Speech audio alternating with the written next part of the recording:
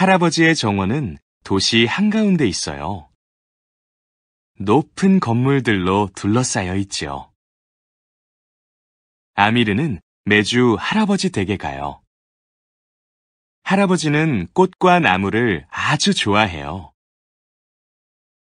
아미르는 할아버지를 도와 식물에 물을 주고 거름도 만들어요.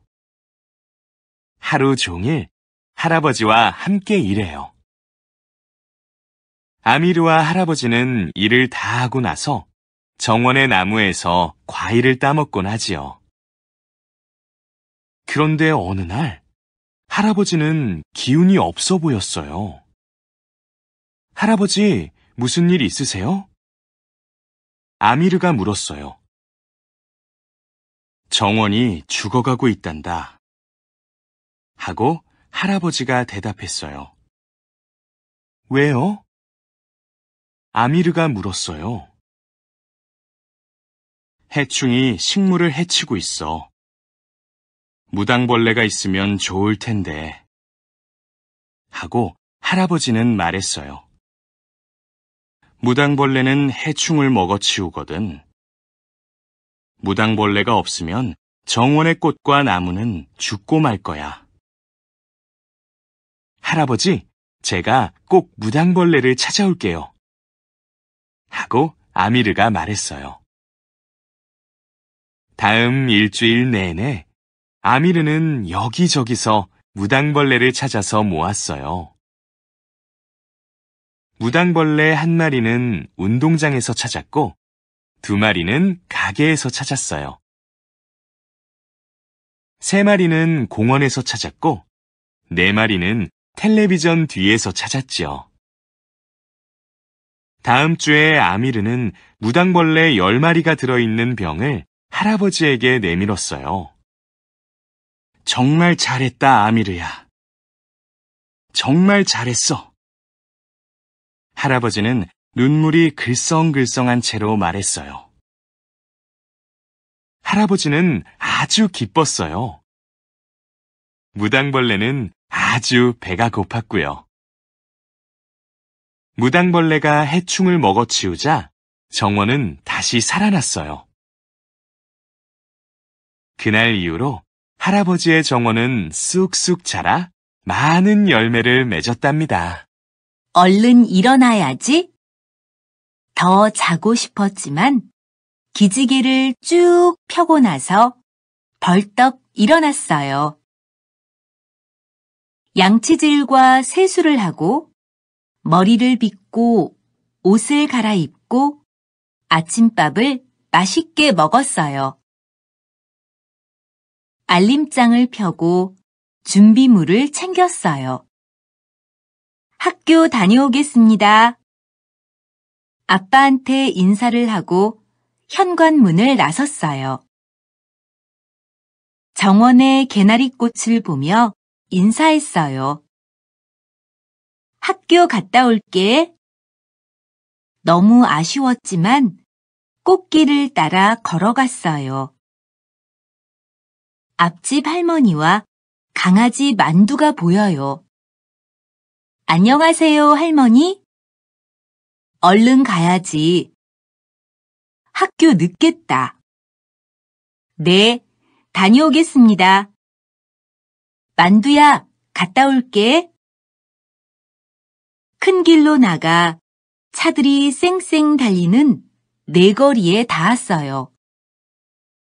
녹색 어머니 당번인 현주 엄마를 만났어요. 안녕하세요, 아줌마. 파란 신호등이 켜지자 아줌마가 웃으며 호루라기를 불었어요. 앞을 잘 보고 장난도 안 치고 얼른 횡단보도를 건넜어요. 교문에 나와 계신 학교 보안관 아저씨께 인사했어요. 안녕하세요. 정글짐 옆을 지나 운동장을 가로질러서 학교 안으로 들어가요. 교실에 들어서며 친구들에게 인사해요. 얘들아, 안녕? 아주 먼 옛날, 동물들은 다리가 없었어요. 모두 기어다녔죠. 오직 사람만 걸을 수 있었어요. 어느 날, 마법사는 동물들에게 다리를 주기로 마음먹었어요. 동물도 사람처럼 걸어 다녔으면 했기 때문이에요. 그래서 이 소식을 동물들에게 알렸어요. 동물들은 이 소식을 듣고 매우 기뻤어요. 그래서 노래를 부르고 춤을 추면서 축하했어요. 생쥐는 악어에게 말했어요. 다리가 생기면 우리도 키가 커질 거야. 그러면 더 멀리 볼 수 있겠지? 마법사가 다리를 주는 날이 되었어요. 모든 동물이 산 꼭대기에 있는 마법사의 집으로 갔어요. 마법사는 짐승들에게 다리를 4개씩 주고 새들에게는 다리를 2개씩 주었어요. 다리가 생긴 동물들은 모두 좋아했어요. 마지막으로 마법사에게 온 것은 지네였어요. 마법사는 물었어요. 아직 여기 오지 않은 동물이 또 있니? 지네가 대답했어요. 아니요, 제가 마지막 동물이에요. 마법사는 생각했어요. 이제 다리가 필요한 동물이 더 없으니 남은 다리는 지네에게 모두 주어야겠어. 그래서 지네는 셀 수 없을 정도로 많은 다리를 받았어요. 지네가 떠난 뒤에 뱀이 왔어요. 지네가 마지막 동물이 아니었던 거예요. 뱀이 말했어요. 마법사님, 저에게도 다리를 주세요. 이제 남은 다리가 없단다. 왜 이렇게 늦게 왔니? 마법사가 물었어요. 뱀이 대답했어요. 깜빡 잠이 들어서 늦었어요. 마법사는 뱀에게 줄 다리가 남아있는지 샅샅이 찾아보았어요. 하지만 아무것도 찾지 못했어요. 마법사가 말했어요. 남은 다리가 정말 하나도 없구나. 뱀은 슬퍼하면서 돌아갔어요. 그래서 뱀은 아직까지 다리가 없이 기어다닌답니다. 엄마와 서빈이는 우체국에 가는 길이에요. 베트남에 계신 외할아버지께 생신 선물을 보낼 거예요. 우체국 앞에는 빨간 우체통이 있고요. 태극기와 우체국 깃발이 바람에 휘날려요. 서빈이는 예쁜 우체통에 자기가 쓴 편지를 넣어보고 싶습니다. 엄마와 서빈이는 선물을 넣을 상자를 사려고 해요. 소포 상자 측정함에 선물을 놓아보니 3호 상자가 딱 맞을 것 같아요. 선물을 상자에 넣고 테이프를 꼼꼼하게 붙였어요. 엄마는 국제 소포 용지에 받을 주소와 전화번호를 적었습니다.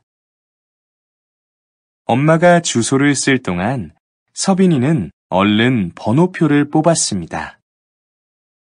대기인 수가 5명이래요. 조금 기다려야만 해요. 서빈이가 무인 우편 접수기를 발견했어요. 기다리지 않아도 될 것 같은데. 안내문을 읽어보니 국제소포는 보낼 수 없답니다. 딩동, 서빈이네 차례예요. 창구에 놓인 저울에 소포 상자를 올려놓았어요.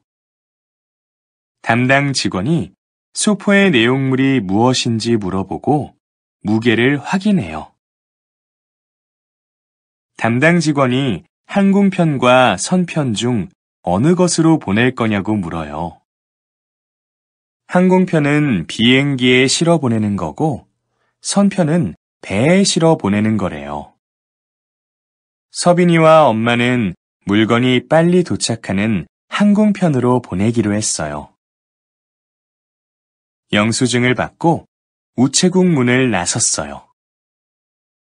서빈이는 외할아버지가 소포를 받고 기뻐하실 모습이 떠올라 뿌듯했어요.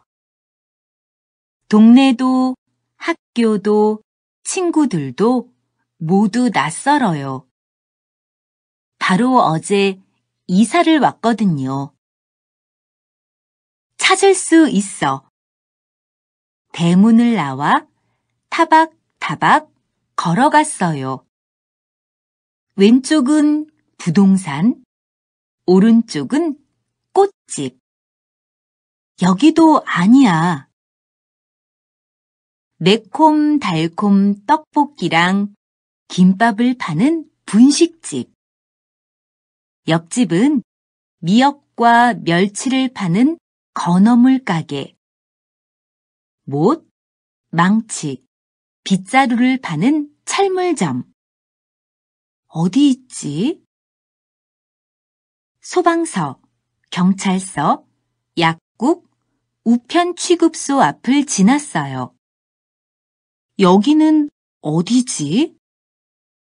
가만 주위를 살폈어요. 학교가 보여요. 아이스크림 가게랑 치킨집도 보여요. 맞아, 이 길이야. 발걸음이 씩씩해졌어요. 국수집을 지나니 맛있는 빵 냄새가 나요. 빵집이 여기 있었어요. 과일 가게 옆에요. 빵집 문을 열고 들어서면 큰 소리로 말해요. 아저씨, 식빵이랑 꽈배기 주세요. 한국에는 어떤 전통 음식들이 있을까? 곡식을 깨끗하게 씻어 물을 붓고 밥솥에 넣고 끓여 만드는 밥. 흰쌀밥, 현미밥, 보리밥, 흑미밥, 콩밥, 조밥. 여러 가지 맛있는 밥. 바다에서 자란 해초를 따서 얇게 펴서 말리고 자른 김. 구워서 간식으로 먹고 밥을 싸서 김밥도 만들어 먹고. 배추와 무를 소금에 절이고 젓갈과 고춧가루, 마늘을 버무린 김치. 고춧가루를 넣지 않은 동치미도 있고 오이나 파, 양배추로 만든 김치도 있고 콩을 삶아 만든 메주를 발효시켜 만든 된장하고 간장. 고춧가루 넣어 만든 고추장. 국에 넣고 찌개에 쓰고 반찬을 만들고 어디에든 쓰이는 맛있는 장. 쌀을 빻아 만든 쌀가루를 쪄서 만든 떡. 길게 뽑아낸 가래떡. 팥을 켜켜이 넣은 시루떡. 설탕과 깨를 넣은 꿀떡. 생일 축하하는 수수팥떡. 하얗고 폭신한 설기떡. 가래떡 얇게 썰어 육수에 넣고 끓인 떡국. 녹두를 갈고 김치 넣고 숙주 넣고 기름을 둘러붙인 빈대떡. 도토리와 메밀을 갈고 끓이고 굳혀서 간장을 뿌려 먹는 도토리묵, 메밀묵. 엿기름으로 쌀을 삭혀서 만든 달콤한 식혜와 엿. 들판과 산에 난 풀을 뜯어다가 데치거나 삶아 양념하면 맛있는 나물. 고사리, 곤드레, 냉이. 돌나물, 미나리, 쑥, 참나물, 취나물. 밥에도 넣고 반찬도 하고. 고기, 야채, 나물, 달걀, 고추장, 참기름 넣고 쓱쓱 비벼 먹는 비빔밥. 모두 정말 맛있어. 배고픈 생쥐가 숲속에서 먹을 것을 찾고 있었어요. 그런데 생쥐가 마주친 것은 먹을 것이 아니라 사자였어요. 마침 사자도 조금 배가 고팠어요. 사자가 무섭게 으르렁거렸어요. 생쥐는 벌벌 떨며 말했어요. 사자야, 제발 나를 잡아먹지 마. 나를 보내줘. 언젠가 내가 너를 도와줄게. 사자가 말했어요. 너처럼 작은 생쥐가 나를 돕는다고? 바보 같은 소리야. 그렇지만 배가 많이 고프지는 않으니 너를 놓아주겠어. 며칠 후에 사자는 다리에 철사가 감겨 꼼짝도 못하게 되었어요. 도와줘요! 하고 사자는 엉엉 울며 말했어요. 움직일 수가 없어요. 그때 생쥐가 달려와서 말했어요. 사자야, 내가 이빨로 철사를 끊어줄게. 사자가 말했어요. 정말 고마워, 생쥐야. 그리고 너를 무시해서 미안해. 우리 가족은 토요일 저녁이면 다 함께 장을 보고 저녁 식사 준비를 해요. 오늘은 삼겹살을 구워 먹기로 했어요. 나는 깻잎과 상추와 고추를 큰 양푼에 넣고 깨끗하게 씻은 다음 물기를 탈탈 털고 작은 채반에 담았어요. 아빠는 고기에 소금과 후추를 살살 뿌린 다음 프라이팬에 넣고 노릇노릇하게 구웠어요. 쌈장도 만들어서 종지에 담았어요. 엄마는 도마에 당근과 쪽파를 넣고 칼로 탁탁탁 자르고 썰었어요. 냄비에 보글보글 콩나물국을 끓였어요. 뚝배기 달걀찜도 만들었어요.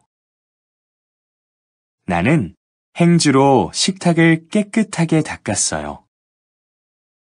그리고 냉장고에서 밑반찬을 꺼냈어요. 김치는 보시기에 덜고요.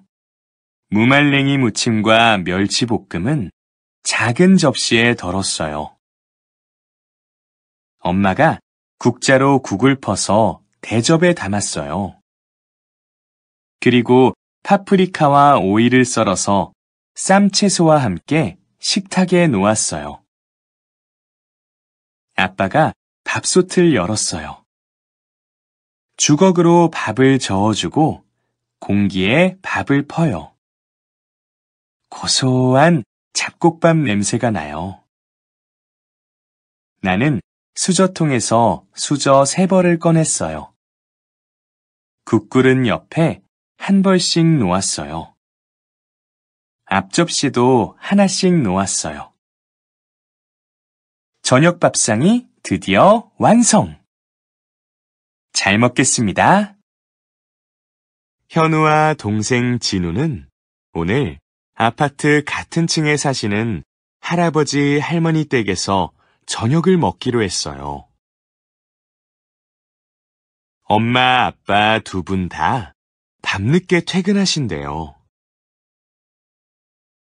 저녁 식사 전에 현우와 진우는 비누를 묻혀 손을 깨끗이 씻었습니다. 물기도 쓱 수건에 닦았고요. 진우가 수저통을 열고 수저를 꺼냈어요. 그래, 수저를 꺼낼 때는 손잡이 쪽을 잡고 꺼내야 된단다. 잘했다. 할아버지가 칭찬하셨습니다. 현우가 밥과 국을 나릅니다. 밥그릇의 오른쪽에 국그릇, 국그릇 오른쪽에 수저를 나란히 놓아요. 3사람분을 놓고 나서 현우는 밥그릇 왼쪽에 국그릇, 국그릇 왼쪽에 수저를 놓아요. 현우는 왼손잡이라 이렇게 먹어야 편하거든요. 오늘 반찬은 불고기예요. 이야, 맛있겠다. 동생 진우가 먼저 먹으려고 젓가락을 내밀었어요. 할아버지 먼저 드셔야지. 현우가 말했습니다. 젓가락을 내리면서 진우가 할아버지 진지 잡수세요 라고 말했어요. 할머니가 진우를 칭찬하셨어요. 밥과 국은 숟가락으로 떠먹고 반찬은 젓가락으로 집어먹어요. 현우는 조그만 조각을 찾으려고 젓가락으로 김치를 뒤적였어요. 할머니께서 김치를 젓가락으로 집어서 밥 위에 놓아주셨어요. 반찬을 뒤적이면 안 돼. 내 젓가락이 닿은 반찬은 내가 먹어야 해. 진우는 젓가락질이 서툴러 젓가락으로 불고기를 떠먹듯이 먹었어요. 꼭꼭 씹어 먹어라. 할아버지 말씀에 진우는 고개를 끄덕였습니다. 음식을 다 삼키고 나서야 진우가 말했어요. 할머니, 불고기 정말 맛있어요. 입 안에 음식이 있을 때는 말하지 않아요. 할머니가 말씀하셨어요. 진우가 다 컸구나. 음식도 안 흘리고 야무지게 잘 먹네. 애취! 할아버지가 갑자기 재채기를 하셨어요. 할아버지는 재빨리 고개를 돌리고 손으로 입을 가려서 입 안의 음식이 나오지 않게 하셨어요.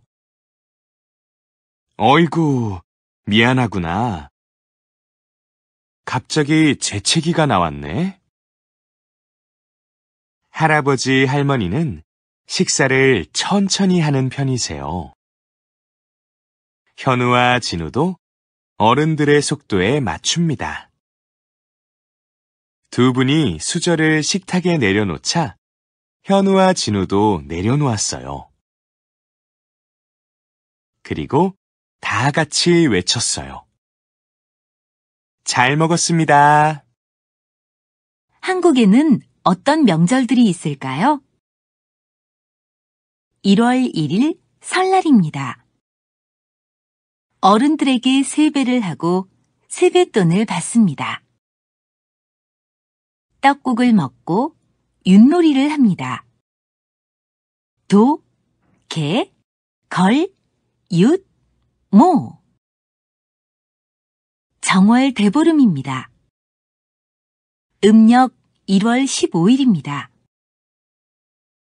둥근 달을 보며 오곡밥이랑 나물을 먹습니다. 부럼을 깨물고 쥐불놀이를 합니다.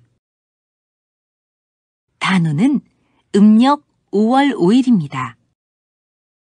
그네를 타고 씨름을 합니다. 쑥을 뜯어 만든 수리떡을 먹습니다. 창포물에 머리를 감고 목욕합니다. 복날입니다. 몹시 더운 여름입니다. 초복, 중복, 말복. 삼계탕을 먹고 힘을 냅니다. 칠석입니다. 음력 7월 7일입니다. 하늘나라 직녀와 견우가 만나는 날. 별에게 소원을 빕니다. 추석은 음력 8월 15일입니다. 가장 큰 명절입니다. 더도 말고 덜도 말고 한가위만 같아라. 핵곡식이 가득하고 맛있는 음식도 잔뜩 있습니다. 송편을 먹고 성묘를 갑니다. 동지는 1년 중에 낮이 제일 짧은 날입니다. 새해 달력을 선물로 주고받습니다. 찹쌀로 만든 새알심을 넣어 팥죽을 만듭니다. 나쁜 귀신을 쫓는 팥죽입니다. 한국에는 이렇게 재미난 명절들이 많습니다. 존이라는 남자아이와 준이라는 여자아이가 살고 있었어요. 어느 날 존과 준은 달에 가보기로 했어요. 달에 갈 때 무엇을 가져갈까? 존이 물었어요. 준은 말했어요. 음식을 가져가자. 그럼 우리 멜론을 가져가자. 멜론을 먹을 숟가락도 챙길게. 존이 말했어요. 두 사람은 멜론과 숟가락을 가방에 넣었어요.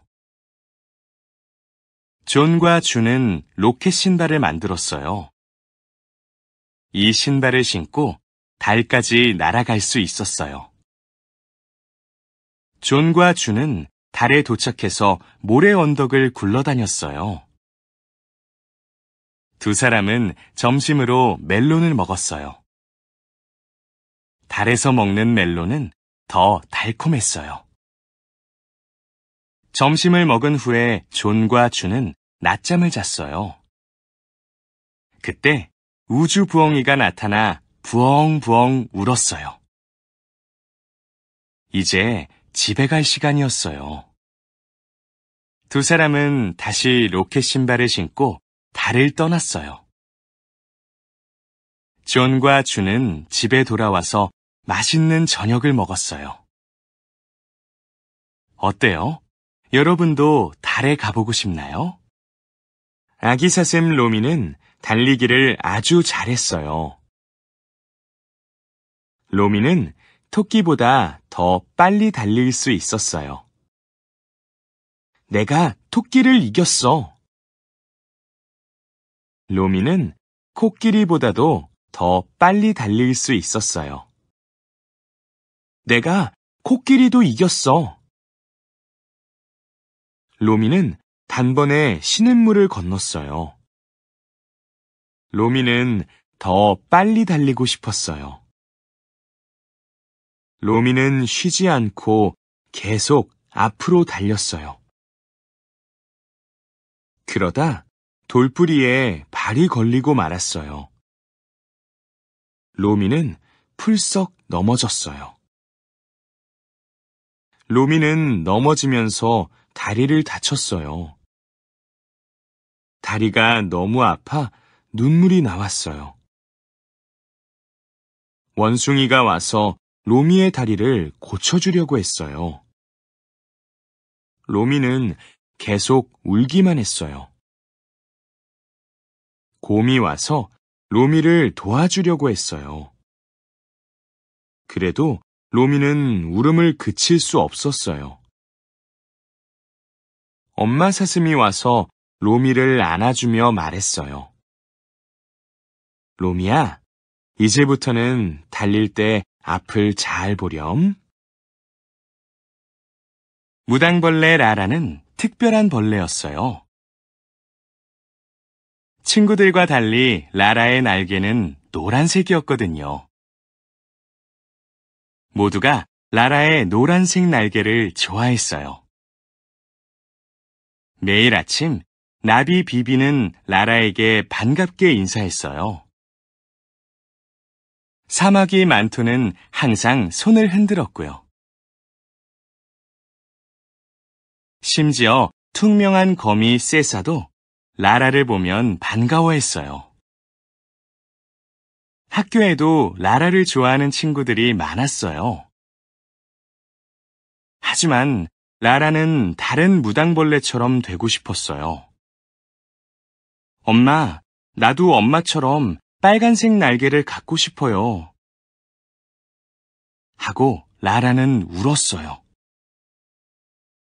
그래서 엄마는 라라의 날개를 빨간색으로 칠해주었어요.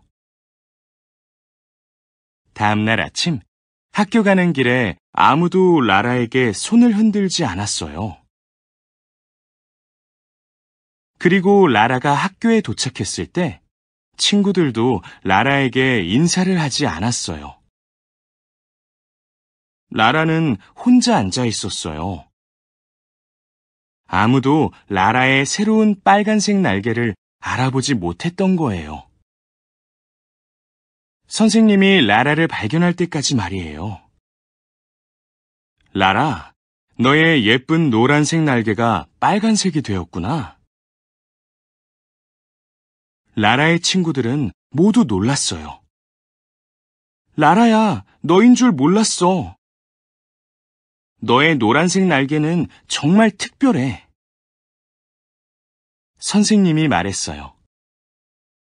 라라야, 노란색 날개는 너에게 아주 잘 어울린단다.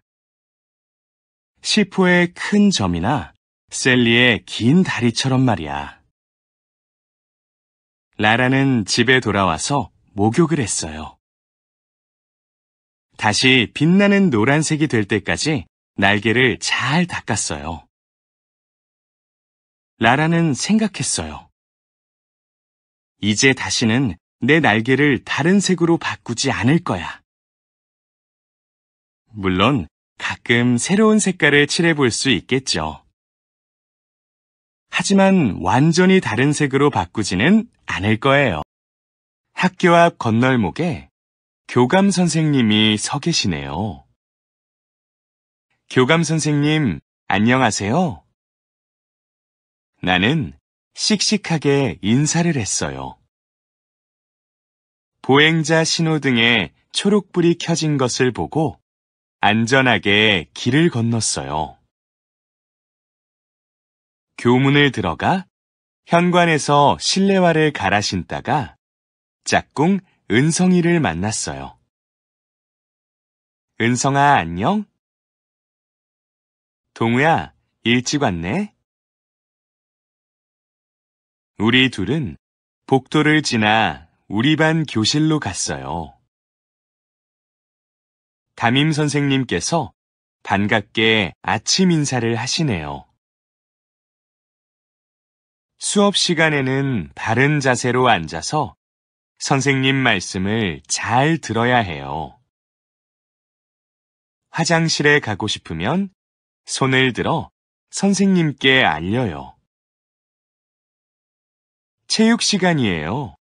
신난다. 나는 체육 시간이 가장 좋아요. 체육 선생님이 말씀하셨어요. 오늘은 피구를 할 거야. 이런. 은성이가 피구를 하다 넘어졌어요. 무릎에서 피가 나요. 은성이를 데리고 보건실에 갔어요. 보건 선생님이 상처에 약을 바르고 밴드를 붙여주셨어요. 점심시간이에요. 선생님과 우리 반 친구들 모두 줄 맞춰 급식실로 갑니다. 나는 소시지 반찬을 좋아해요. 하지만 김치도 아주 잘 먹지요. 수업이 끝나고 청소도 다 했어요.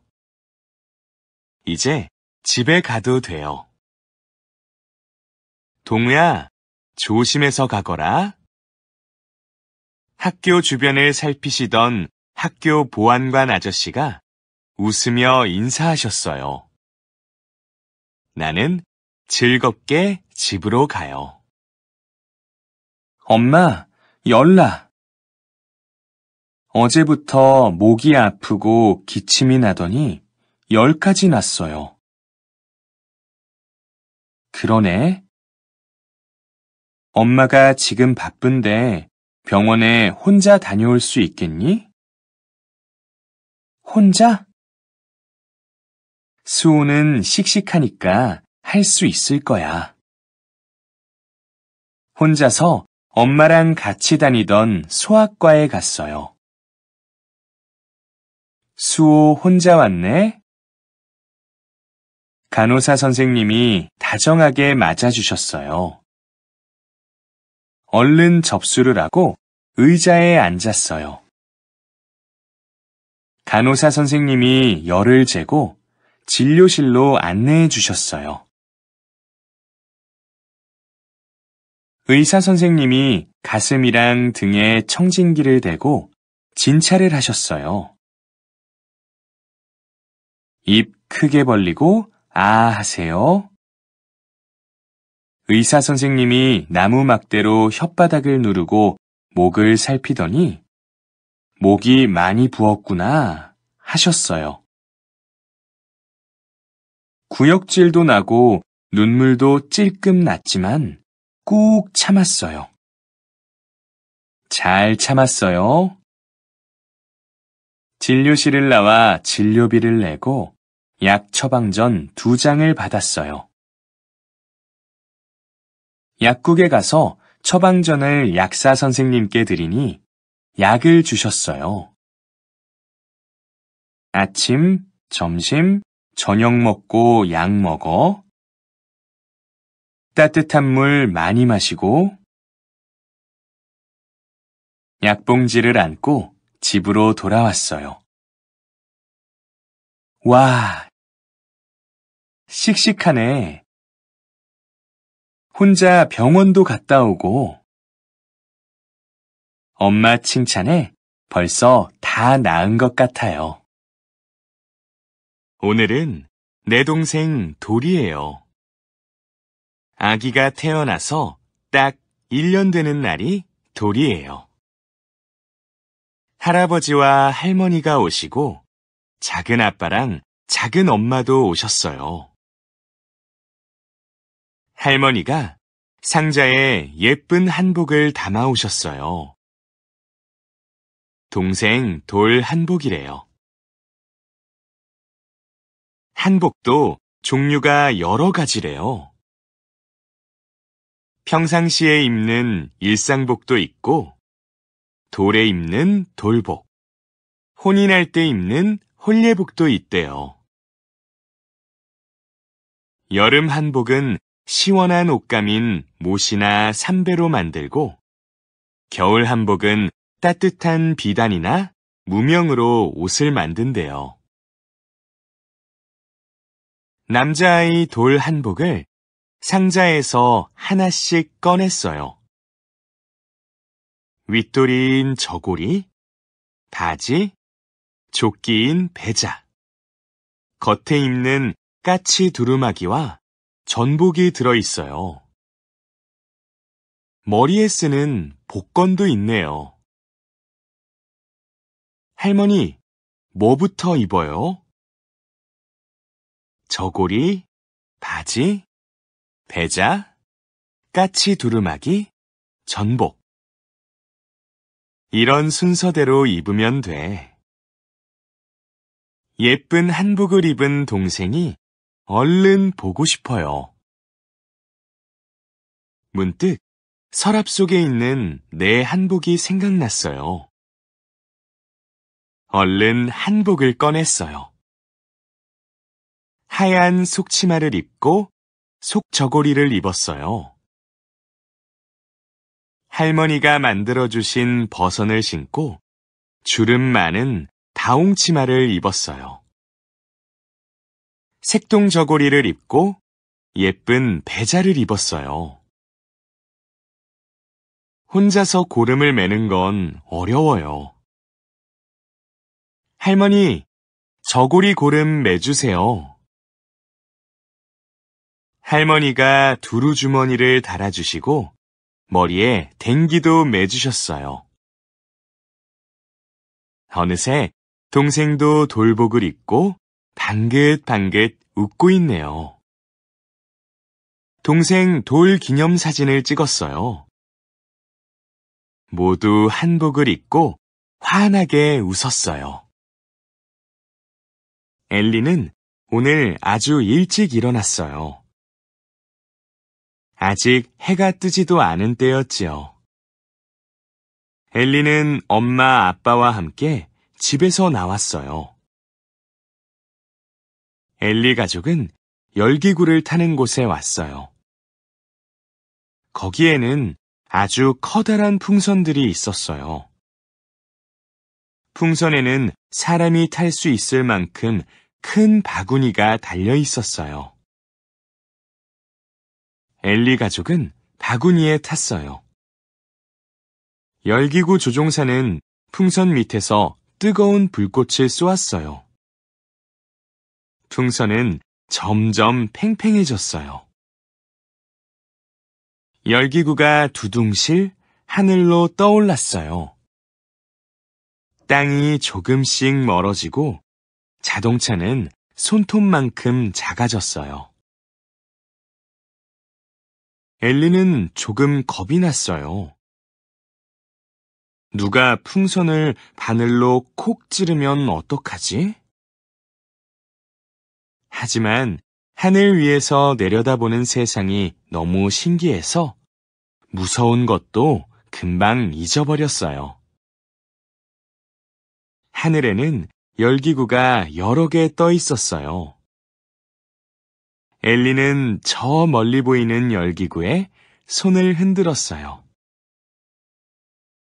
엘리가 탄 열기구는 천천히 아래로 내려왔어요. 쿵 소리와 함께 바구니가 땅에 내려앉았어요. 엘리는 이번 비행을 오래오래 기억할 거예요. 오늘은 스쿠버 다이빙을 하기에 아주 좋은 날입니다. 하늘은 맑고 파도는 잔잔합니다. 우리는 두근거리는 마음으로 배에 올랐습니다. 배가 다이빙 장소에 도착했습니다. 물에 들어갈 준비를 해야 합니다. 우리는 오리발을 신고 마스크를 썼습니다. 우리는 물 아래로 천천히 내려갔습니다. 우리가 가장 먼저 본 것은 등과 꼬리가 노란색인 물고기 떼였습니다. 이 물고기는 솔베 감팽입니다. 화려한 지느러미를 가지고 있지요. 등 지느러미에는 독이 있기 때문에 멀리서 보았습니다. 주황색 몸에 흰 줄무늬가 있는 이 물고기는 흰동가리입니다. 흰동가리는 말미잘 속에 숨어 있었습니다. 곰치와 청소 놀래기도 보았습니다. 곰치는 바위 틈에서 머리를 내밀고 있었고, 곰치의 이빨 사이를 청소 놀래기가 청소해주고 있었습니다.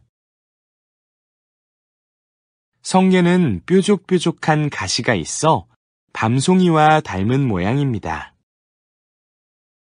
성게 옆에는 문어가 몸을 숨기고 있었습니다.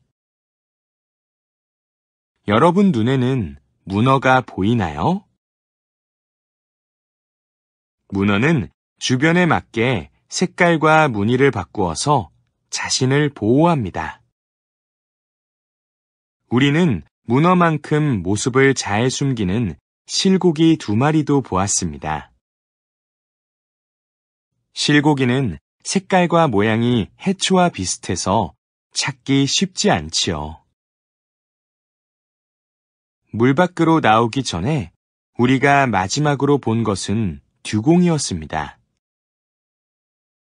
듀공은 우리보다 몸집이 더 컸고 해초를 뜯어먹고 있었습니다. 바닷속 탐험은 정말 재미있었습니다. 바다에 사는 친구들을 가까이에서 볼 수 있었으니까요.